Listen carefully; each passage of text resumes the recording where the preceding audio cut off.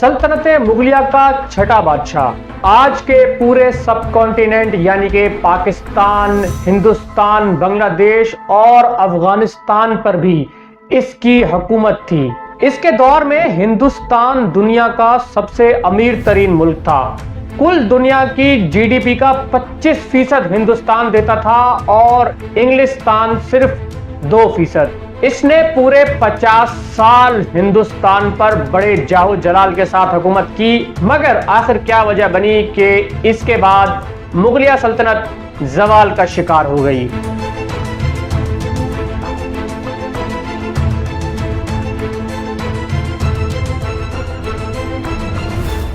अस्सलामुअलैकुम, मैं हूं मोहम्मद कामरान और आज इल्म की लाइब्रेरी की इस वीडियो में हम देखेंगे छठे मुगल बादशाह औरंगजेब आलमगीर की कहानी। औरंगजेब आलमगीर ने 1658 ईस्वी से 1707 ईस्वी तक हुकूमत की। वो मुगलिया सल्तनत का आखिरी अजीमुशान शहंशाह था। उसकी वफात से मुगल सल्तनत जवाल का शिकार हो गई। औरंगजेब आलमगीर के दौर में हिंदुस्तान दुनिया का अमीर तरीन मुल्क था और दुनिया की कुल जीडीपी का 1/4 हिस्सा पैदा करता था, जबकि इसी दौरान इंग्लिस्तान का हिस्सा सिर्फ 2% था। औरंगजेब का असली नाम मुहिउद्दीन और औरंगजेब लक़ब था। इनके वालिद शाहजहां ने इन्हें आलमगीर का खिताब दिया। 3 नवंबर 1618 ईस्वी को पैदा हुए। इनकी वालदा अर्जुमंद बानो बेगम थी, जो मुमताज महल के नाम से मशहूर थी।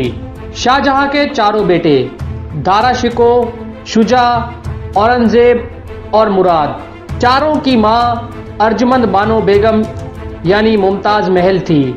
औरंगजेब की उम्र 2 साल की थी कि शाहजहां ने अपने बाप जहांगीर के खिलाफ बगावत कर दी और बीवी बच्चों को लेकर 4 साल तक बंगार और तेलंगाना में फिरता रहा।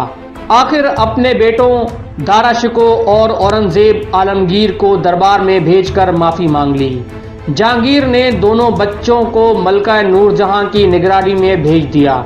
औरंगजेब को सैयद मोहम्मद, मीर हाशिम और मुल्ला साले जैसे आलमों की शागिर्दगी का मौका मिला। मुगल बादशाहों में औरंगजेब आलमगीर पहले बादशाह हैं जिन्होंने कुरान शरीफ हिफ्ज किया। इसके अलावा घोड़सवारी, तीर अंदाजी और फनून सिपाहीगिरी में भी कमाल हासिल किया। 17 बरस की उम्र में 1636 ईस्वी दक्कन का सूबेदार मुकर्रर हुए। इस दौरान में इसने कई बगावतों को फरू किया और चंद नए इलाके फतह किए। बल्ख के उज़्बकों की सरकोबी जिस जवामर्दी से की, इसकी मिसाल तारीख़ आलम में मुश्किल से मिलेगी। शाहजहां की बीमारी के दौरान में दारा शिको ने तमाम इंतजाम हुकूमत अपने हाथों में ले लिया। दारा शिको की इस जल्दबाजी से शाहजहां की मौत की अफवाहें फैलने लगीं और मुल्क में अबतरी फैल गई। शाह शुजा ने बंगाल में अपनी बादशाहत कायम कर ली और आगरा पर फौजकशी के इरादे से रवाना हुआ। बनारस के करीब दारा और शुजा की फौजों में जंग हुई, जिसमें दारा को फतह और शुजा को शिकस्त हुई। औरंगजेब ने मुराद से मिलकर दारा शिको के मुकाबले की ठानी। दोनों फौजों का आमना सामना हुआ। औरंगजेब आलमगीर को फतह हुई। सामोगढ़ के करीब फिर लड़ाई हुई, जिसमें औरंगजेब को दोबारा कामयाबी हुई। औरंगजेब अबू अल मुजफ्फर मुहिउद्दीन के लक़ब से तख्त पर बैठा। इसने हिंदुओं और मुसलमानों की फजूल रस्में ख़त्म की और फहाशी का इंसदाद किया। खूबसूरत मकबरों की तामीर व आराइश ममनू करार दी। कवाल, नजूमी शायर मौकूफ कर दिए गए।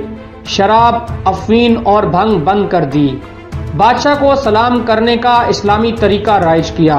सजदा करना और हाथ उठाना मौकूफ हुआ। सिक्कों पर कलमा लिखने का दस्तूर भी खत्म हुआ। खाने की जिन्सों पर हर किस्म के महसूल हटा दिए। 1665 ईस्वी में आसाम, कूच बिहार और चिटागांग फतह किए और पुर्तगेजी और फरंगी बहरी कजाकों का खात्मा किया। 1666 ईस्वी में मथुरा और अलीगढ़ के नवा में जाटों की गारतगरी खत्म की।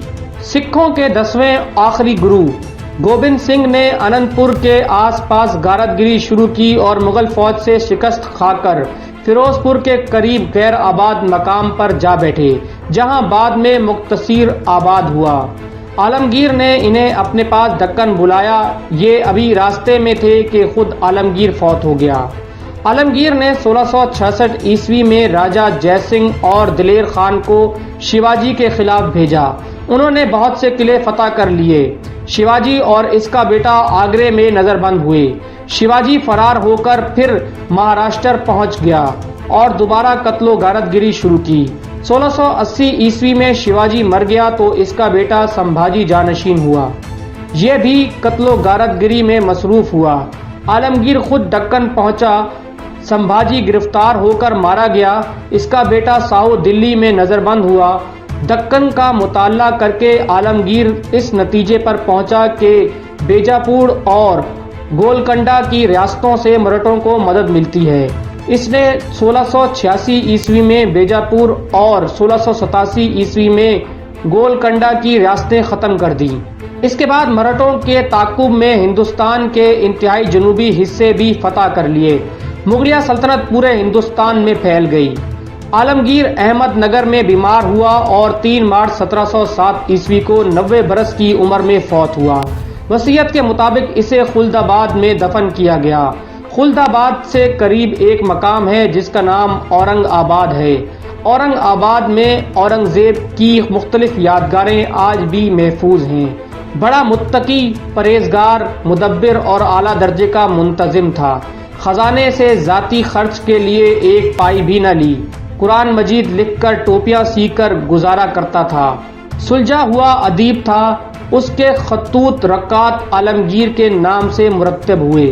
इसके हुक्म पर निज़ाम सल्तनत चलाने के लिए एक मजबूआ फतावा तसनीफ किया गया जिसे तारीख में फतावा आलमगीरी कहा गया।